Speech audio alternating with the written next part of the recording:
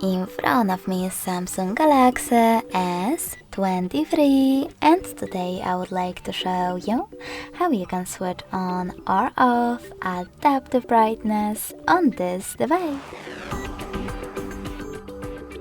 First of all, go into settings.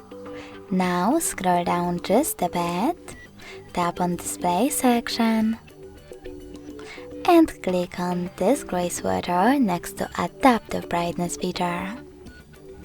As you can see, after that, auto brightness is on, but you can always switch it off by tapping on the same no blue sweater. If you wish to, you can always go into tab menu instead. Click on those three dots on brightness slider.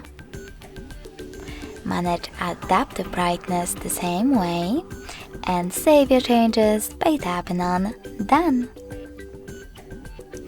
Thanks so much for watching. If you enjoyed this video, smash that like button, comment and subscribe. Bye!